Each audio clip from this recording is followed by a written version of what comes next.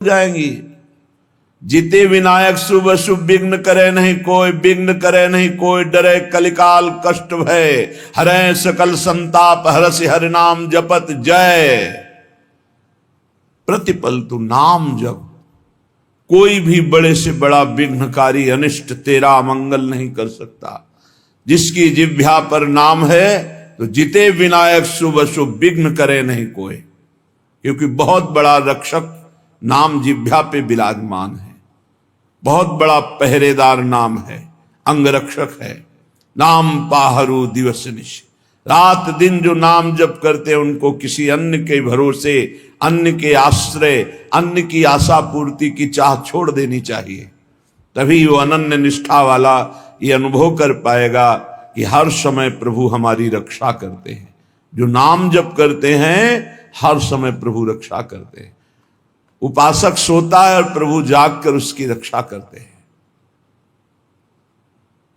गोस्वामी तुलसीदास जी की रामचरितमानस की कृति को गंगा जी में प्रवाहित करने के लिए दो ईर्ष्यालु गए तो देखा कि दरवाजे पर श्याम गौर जोरी राम लक्ष्मण जी धनुष बिल्कुल प्रत्यंचा खींचे हुए खड़े, भयभीत होकर दूसरे दरवाजे वहां भी देखा।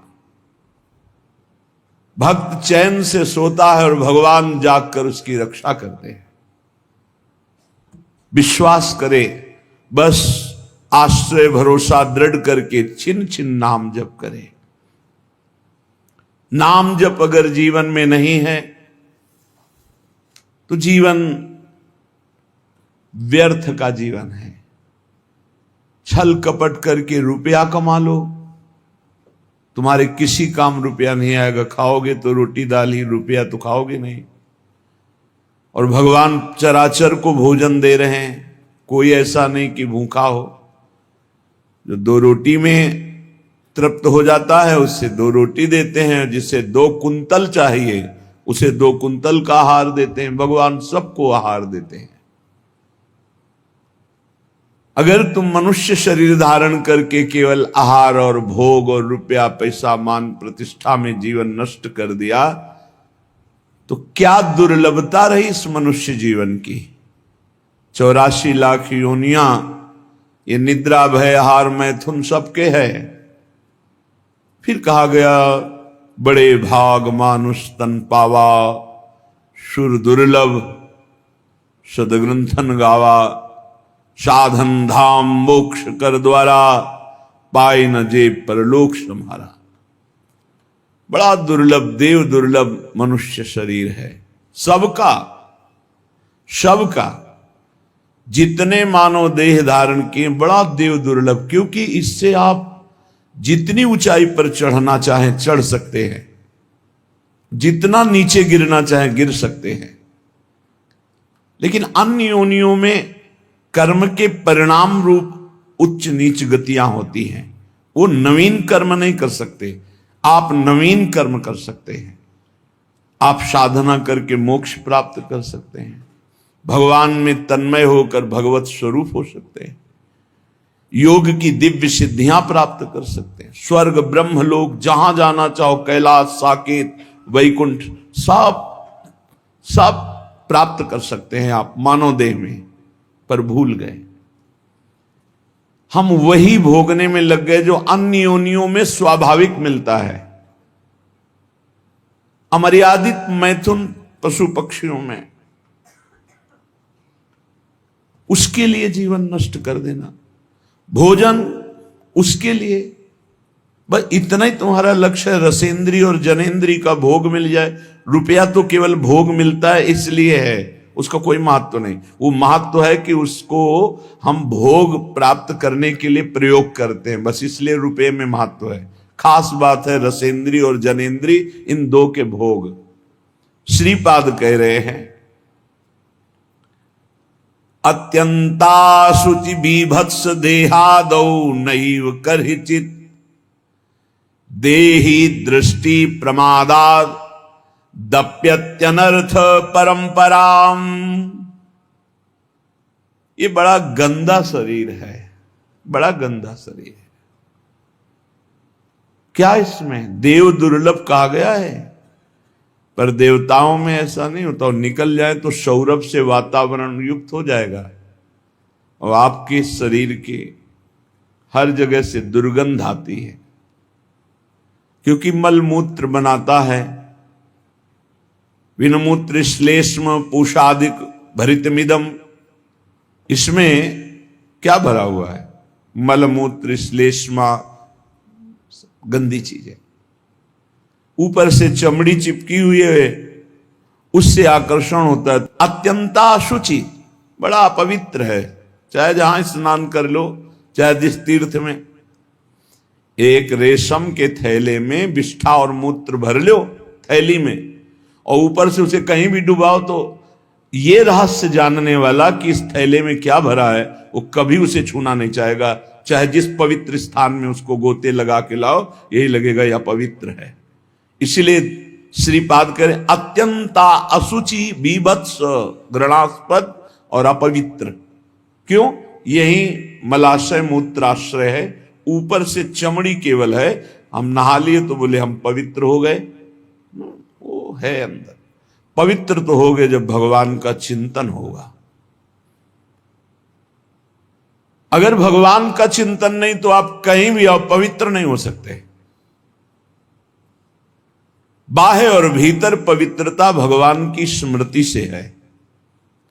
अपवित्र पवित्रो वा सर्वावस्थांगतोपि वह यह स्मरेत पुंडरीकाक्षम सवायाभ्यंतर शुचि।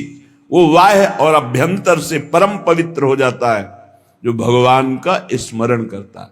खास स्नान पवित्रता है भगवान का स्मरण। अगर बाहर से नहा लिया, भगवान से संबंध नहीं, भगवत भजन नहीं, तो क्या है? चमड़ी बरधोली, अंदर तो मलई मूत्र भरा है। अत्यंता अशुचि बीभत्स घृणास्पद देहादौ नैव करचित। इस देह से अपना संबंध मत रखो।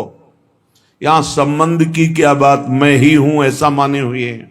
इतना जोर का संबंध है कि ये हम भूल गए कि हमारी देह है। हम ये मान लिए कि मैं ही देह हूं। देख लो आप कैसे, तो आप बोलेंगे गोरे काले स्वस्थ अस्वस्थ, तो देह का ही परिचय तो बता रहे। मैं को देह में मिला दिया। मेरा तो चलो थोड़ा दूरी करके वर्णन हुआ, लेकिन मैं ही शरीर हूं, बस यही भावना। कितना घोर अज्ञान अंधकार छा गया। कह रहे देहादौ नैव करचित। इस देह में मैंपन भूल करके भी मत करो, नहीं तो नष्ट हो जाओगे। क्या नष्ट हो जाओगे? बोले सर्वात्मार्थोरुविघ्नम कलय यदि मनोयोषिताम भावनिघ्नम।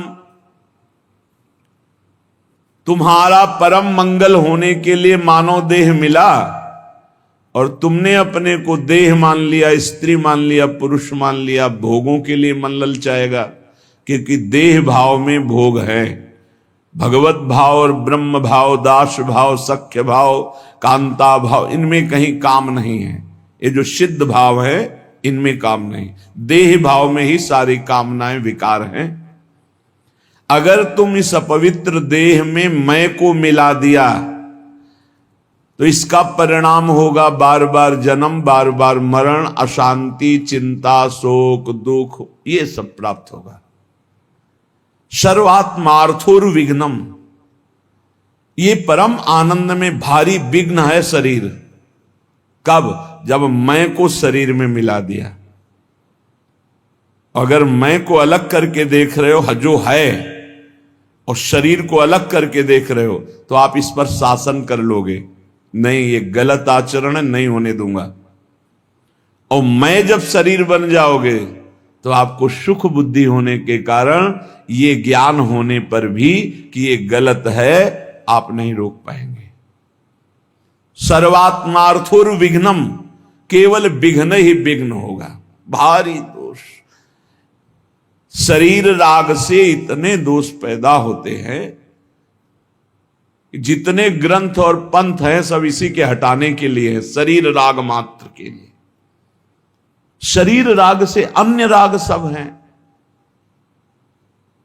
एक दो भाई, खेती का बंटवारा हो रहा है, कुछ हाथ खेती बड़े भाई वाले खेत में ज्यादा है। लड़ाई शुरू हुई, छोटे भाई ने मार डंडो बड़े भाई को मार डाला, छोटा भाई जेल गया, खेती वैसे ही पड़ी है। माया का नाटक तो देखो, एक का दिव्य मानव देह जो भगवत प्राप्ति कर सकता था वो मारा गया, एक का जेल प्राप्त हो रही, दोनों अज्ञान की दशा में जीवन को नष्ट कर दिए। एक कथा, पूरा संसार इन्हीं वासनाओं के खेल में, सर्वात्मार्थोरु विघ्नम, जहां मैं को शरीर में मिला दिया गया, इतनी कामनाएं प्रकट हो गई, वासनाएं प्रकट हो गई, इतना अहंकार प्रकट हो गया कि विघ्न ही विघ्न, पूरा जीवन अशांति। अध्यात्म के बिना स्वप्न में भी कोई शांति प्राप्त नहीं कर सकता। चाहे जितना रुपया कमा लो, चाहे जितने अरबों की संपत्ति एकत्रित कर लो, तुम अशांत रहोगे, तुम चिंता युक्त रहोगे, तुम दुख युक्त रहोगे, तुम मृत्यु से भयभीत रहोगे और बार बार तुम्हें जन्मना मरना पड़ेगा। अध्यात्म के बिना कुछ भी प्राप्त हो जाए। ऐसे ऐसे राजा हुए जिन्होंने विश्व के माने हुए वैद्यों को पास रखा, विश्व की औषधियां रखी, बड़ी बड़ी व्यवस्थाएं रखी कि एक जरा सी छींक हो कि हजारों प्रकार की औषधि, वो भी मर गए। मृत्यु ने उनको भी मिटिया मेट कर दिया। क्या व्यवस्था करोगे? ऐसे ऐसे भोग विलासी चक्रवर्ती सम्राट, ऐसा ऐसा कहां सब खत्म। भूल मत करो, मैं को शरीर में मत मिलाओ। ये जो मिल गया है इसी को हटाना है। जड़ चेतन ग्रंथि पड़ गई, यद्यपि मृषा छूटति कठिनाई। निघ्न दुष्टेन्द्रियाणि प्रसभ मुदय भांज युद्यतामर्ष दंडई। तुम अपनी इंद्रियों को दुलार करके उनके प्रसन्न करने के लिए उनको छूट दे देते हो, जाओ भोगो, वही तुम्हारे को बंधन प्राप्त कराती है। यद्यपि मृषा छूटति कठिनाई, जलन पैदा की। ऐसा क्यों किया? कभी नहीं करूंगा, फिर वही अज्ञान, बार बार नहीं करूंगा और बार बार वही करते। फिर भगवान दंड विधान कर देते हैं। एक दो बार तुमसे गलती हुई, क्षमा याचना की, या बहुत गलतियां हो गई, सत्संग सुना, बुद्धि पवित्र हो रही, अब लो नशानी अब ना नशइयो, तो भगवान कृपालु है, वो कह रहे अहम त्वाम सर्व पापेभ्यो मोक्षयिष्यामि मा शुचः। मैं तुम्हें पवित्र कर दूंगा, सारे पाप नष्ट कर दूंगा, अब तो होश में चलो। नहीं, निघ्न दुष्टेन्द्रियाणि, ये दुष्ट इंद्रिया बार बार जीव को घसीट करके भोगों में डाल देती। तो क्या करें? गुस्सा करो इन इंद्रियों के ऊपर, अनुमति मत दो, इनको दंड दो, उपवास करो, नाम का दंड दो, खूब नाम जप करो, परेशानी पैदा, परिक्रमा लगा, निकल जाओ गिरिराज जी की परिक्रमा में, 5-7 घंटे नाम जप करते हुए पूरी परिक्रमा, आराम आराम से, दौड़ने की जरूरत नहीं, 5-7 घंटे में आराम आराम से नाम जप कर देखो। अगर तुम्हारा उसी समय दिमाग परिवर्तन न होने लगे तो बताना। पर इंद्रियों को छूट देकर मनमानी भोग वासना में लगाते तुम्हारा नाश कर देंगी, पतन कर देंगी। रामाख्या कालकूटादपि विषम तमा भाति साधयु धारा। ये भगवान श्री हरि की माया के द्वारा रचा हुआ ऐसा बगीचा है संसार कि इसका मनोरंजन करने का मन हो ही जाता है। और जो मनोरंजन में फंसा हुआ आज तक नहीं निकल पाया, जब से सृष्टि हुई आज तक इस जादू के बगीचे से नहीं निकल पाया।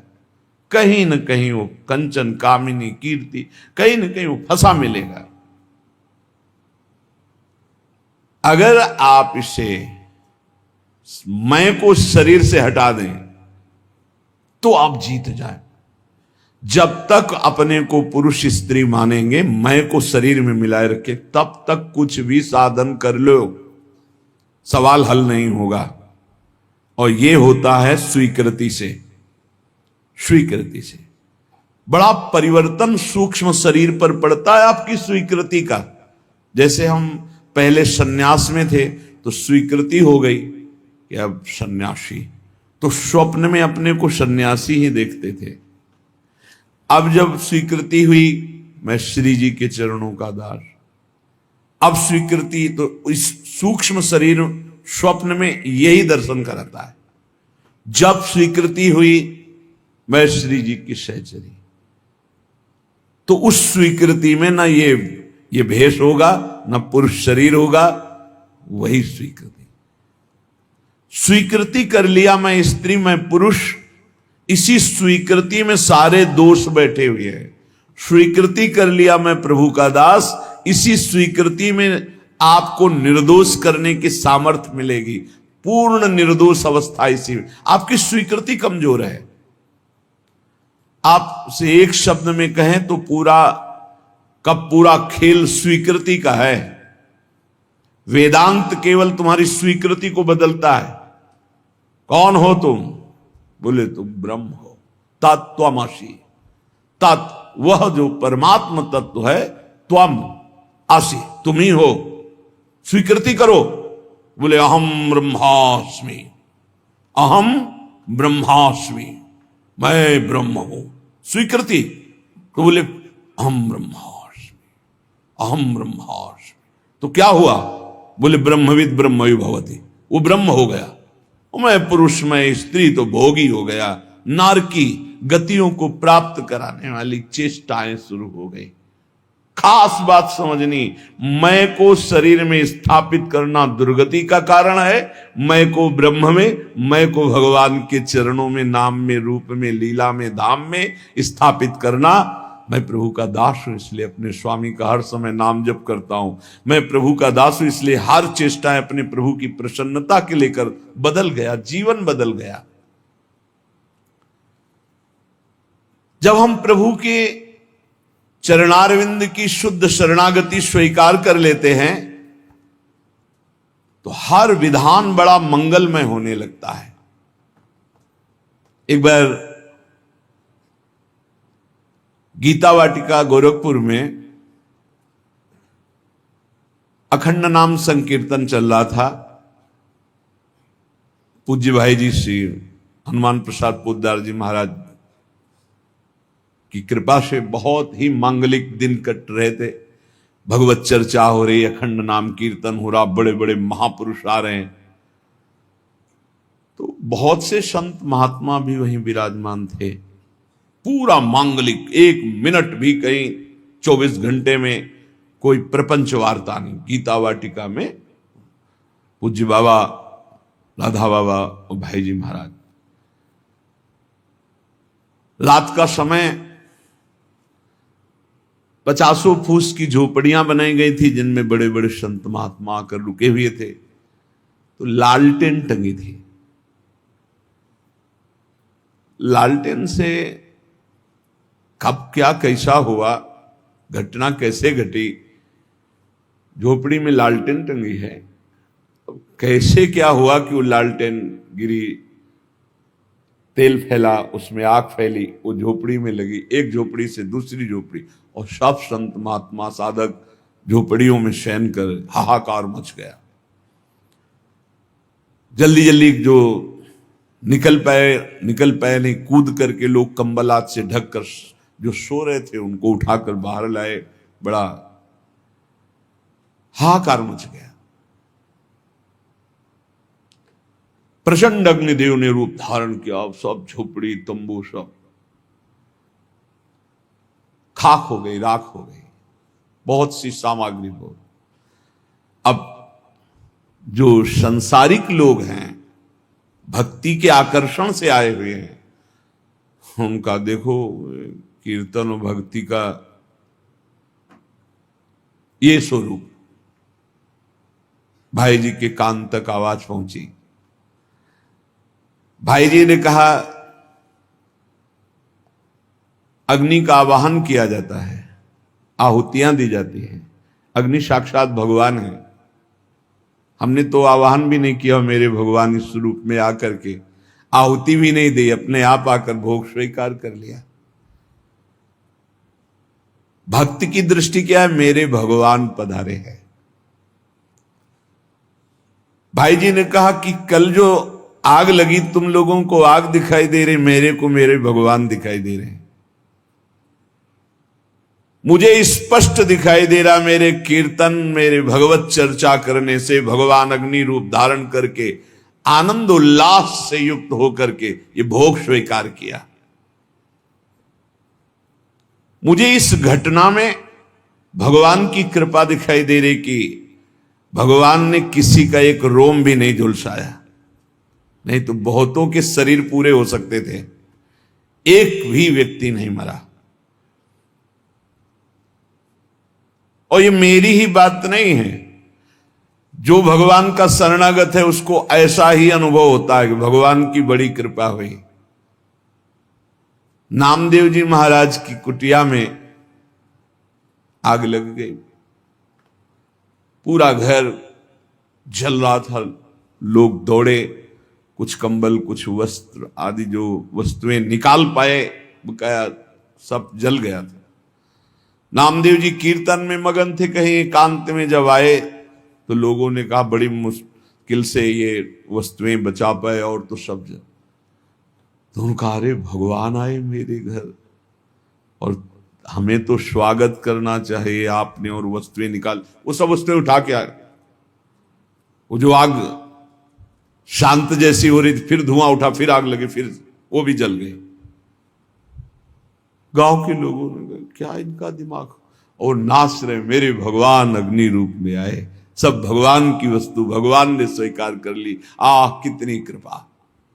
सर्दी का समय था, आधी रात के बाद उसी राख में लेटे भगवान ने स्वयं गरुण जी के द्वारा मंगाए हुई दिव्य दिव्य लताएं औषधियों से ऐसा सुगंधित, पूरा वातावरण सुगंधित। लोग सुबह आए, देखे नामदेव जी की सुंदर कुटिया बनी हुई और सौरभ से वो भगवान स्वयं। और भगवान ने अपना ऊपरी वस्त्र से नामदेव जी को उड़ा दिया था। उससे जान गए थे कि सब भगवान का किया हुआ है। दोनों में राजी हैं, आग रूप में आए, भस्म कर दिया, जय हो। आप आकर के ऐसा निर्माण, जय हो आपकी, जोई जोई प्यारो करे सोई। लोगों ने कहा महाराज रातों रात इतना सुंदर तरण का महल बन गया एकदम, और इतनी सुगंधित, इतना आकर्षण, हम भी बनवाना चाहते हैं। बोले हाँ, हमारा कारीगर बड़ा महंगा है। कितना रुपया लेगा? बोले जितना है सब जला दो, उसके बाद वो आएगा। अपने घर फूंक तमाशा देखे तब हमारा कारीगर आता है, एक भी नहीं बचना चाहिए। आसक्ति और राग का विषय। भाई जी महाराज बोले जो उपासक सर्वतोभावेन भगवान को समर्पित है, चाहे वो भक्त हो या ज्ञानी हो, वो हर घटना में निश्चल और भगवत कृपा को देखता रहता है, और वास्तविक भगवत कृपा होती है। याज्ञवल्क्य जी जनकपुरी जब आते तो वेदांत चर्चा बहुत सुंदर होती। तो जब याज्ञवल्क्य जी आते तो बड़े बड़े ऋषि मुनि साधक सिद्ध सब उपस्थित होते कि जरूर कोई न कोई गूढ़ चर्चा होगी। पर जब तक जनक जी नहीं आते थे तब तक वो चर्चा नहीं शुरू करते थे, पूरी सभा भरिए इंतजार करते। जब जनक जी आते तब चर्चा। तो कई ऐसे महापुरुष जिनको लगा कि ठीक है जनक जी विदेह राज है, पर ऐसा नहीं कि और किसी की ज्ञान में स्थिति नहीं। जब तक जनक जी नहीं आते तब तक तो कहा कि अन्य श्रोता भी तो हैं याज्ञवल्क्य जी से, पर आप जब जनक जी आते हैं तभी शुरू करते हैं आप चर्चा। क्या हम ऐसा समझ सकते हैं कि आपकी ममता जनक जी पर है? क्योंकि समता में तो जब सब बैठे तो शुरू कर देना चाहिए। जब जनक जी आएंगे तभी तो हम क्या है समझ सकते हैं, क्योंकि ज्ञान से भरपूर बड़े बड़े ब्रह्म ऋषि बैठे रहते हैं। ऐसा नहीं कि जो जनक जी को ज्ञान हो और किसी को है ही नहीं। तो इसका मतलब लगता है याज्ञवल्क्य जी के अंदर कहीं ना कहीं ममता है, कहीं ना कहीं मोह है जनक जी के प्रति। परम योगी याज्ञवल्क्य जी थे। उन्होंने एक दिन सत्संग चल रहा था, पूरी जनकपुरी में आग लगा दी योग बल से। सूचना आई जनक जी, महाराज की जय हो, पूरी मिथिला नगरी आसपास से अग्नि से घिर चुकी है, जल्दी जल्दी भागो। जो जनकपुरवासी थे वो तो भागे, आसपास बिल्कुल नजदीक अग्नि आ चुकी थी, वो योग बल से लगी हुई थी। जो ऋषि मुनि थे अपने अपने आप, कोई व्याघ्र चर्म, कोई हिरण का चर्म बिछाए हुए, जो मृग चर्म, कोई कुशा, कोई कंबल, सब अपने अपने समेटे याज्ञवल्क्य जी यथावत चर्चा कर रहे हैं। कोई भागा इधर, कोई उधर भागा, कोई भी वहां नहीं था, केवल जनक जी बैठे थे। बार बार मंत्री आदि, महाराज राजमहल में भी आग लग चुकी है, लगभग पूरा राजमहल जल चुका है, आप महाराज सुरक्षित होइए, आप हटिए यहां से। शांत मुद्रा में बैठे याज्ञवल्क्य जी का प्रवचन चल रहा, केवल जनक जी सुन रहे। सर्वथा निश्चिंत भाव से वो कथा करते जा रहे और वो सुनते जा रहे, स्थिर बैठे रहे जनक जी।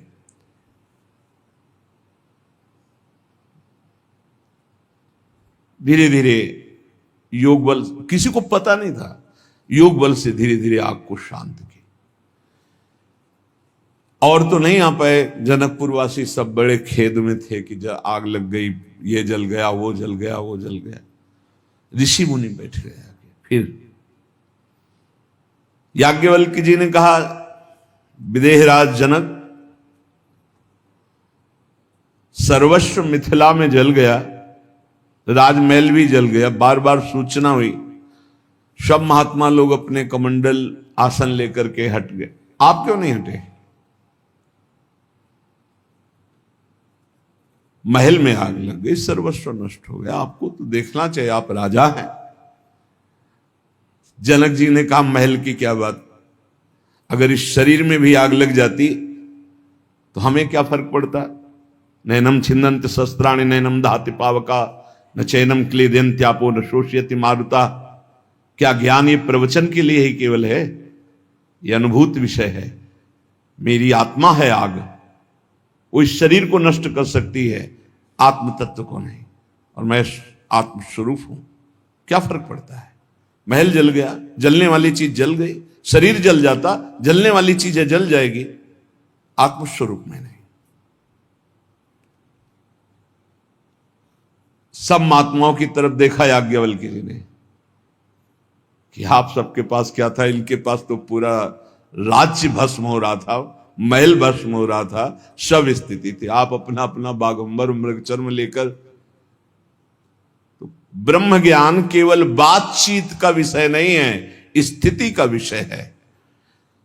ऐसे चाहे वो भगवत भक्त हो या ब्रह्म ज्ञानी हो, दोनों ब्रह्म ज्ञानी की दृष्टि में ब्रह्म के सिवा कुछ नहीं, भगवत भक्त की दृष्टि में आराध्य देव के सिवा कुछ नहीं, फिर चिंता शोक भय किस बात की?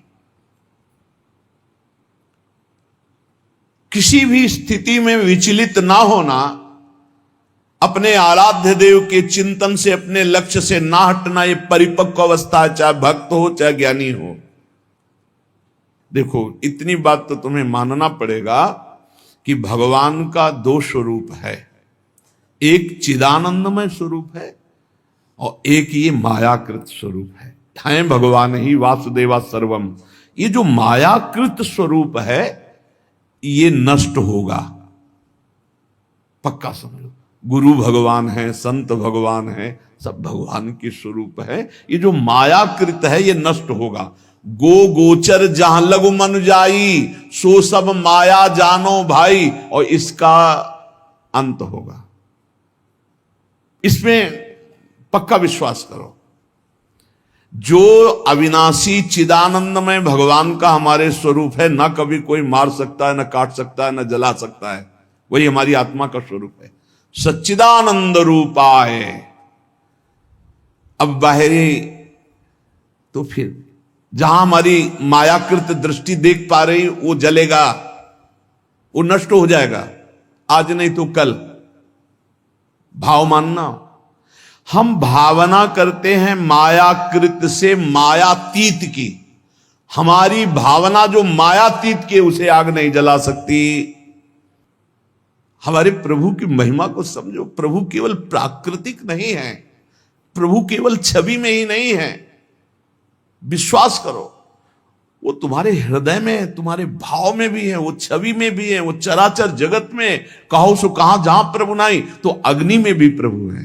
प्रभु खेलने के लिए अगर जमीन पे गिर जाते हैं तो तुम्हें गिरना दिखाई दे, वो खेलना चाहते, खेलो महाराज, फिर उठा के स्नान करवा दिया। फिर अंग भंग हो गया कोई श्री अंग का, हम प्रभु के दूसरे नवीन रूप को, हमारी आराधना माया युक्त से माया मुक्त त्रिगुणातीत भगवान की है, इतना मानना पड़ेगा। ये शुद्ध बात तुम्हें माननी पड़ेगी कि मायातीत परमात्मा है, त्रिगुणातीत परमात्मा है, कालातीत परमात्मा है, जिसकी हम आराधना कर रहे हैं। वो मूर्ति भी है, वो अमूर्त भी है, वो साकार भी है, वो निराकार है, वो सबसे परे है, वो सब में भरे है। जब तक संपूर्ण तत्व का ज्ञान नहीं होता तो उपासक दुख सुख को प्राप्त होता।